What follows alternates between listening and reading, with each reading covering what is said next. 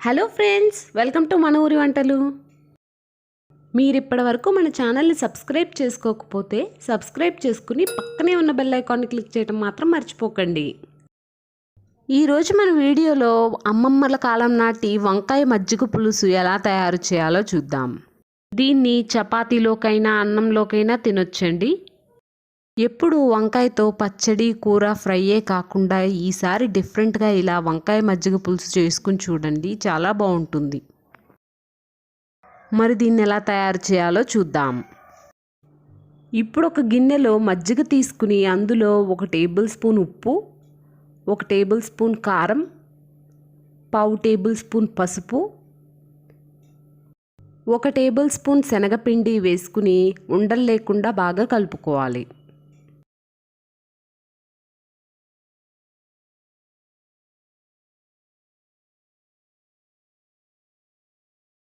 ఇప్పుడు ఒక కడాయి తీసుకుని అందులోకి 3 టేబుల్ స్పూన్ల ఆయిల్ వేసుకోవాలి.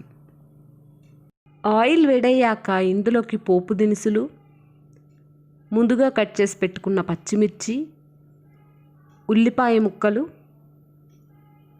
1/2 టేబుల్ స్పూన్ పసుపు వేసుకుని బాగా కలుపుకోవాలి. ఆనియన్స్ ఇలా ఫ్రై అయ్యాక ఇందులోకి ముందుగా కట్ చేసి పెట్టుకున్న వంకాయ ముక్కలను కూడా వేసుకుని కొద్దిసేపు ఫ్రై చేసుకోవాలి.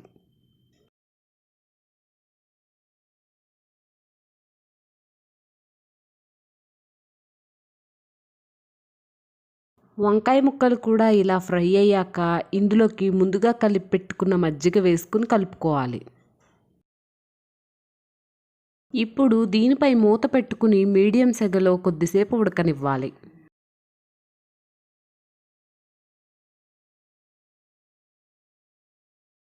ఇది ఇలా చిక్కబడ్డాక చివరిగా కొద్దిగా కొత్తిమీర వేసుకుని స్టవ్ ఆఫ్ చేసుకోవాలి.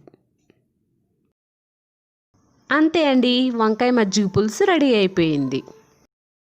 మీరు కూడా ఒకసారి ఈ విధంగా వంకాయ మజ్జిగ పులుసు మీ ఇంట్లో తయారు చేసుకుని ఎలా వచ్చిందో కామెంట్ సెక్షన్లో కామెంట్ చేయండి. మీకు మా వీడియో నచ్చినట్లయితే లైక్ చేసి మీ ఫ్రెండ్స్ అండ్ ఫ్యామిలీతో షేర్ చేయండి.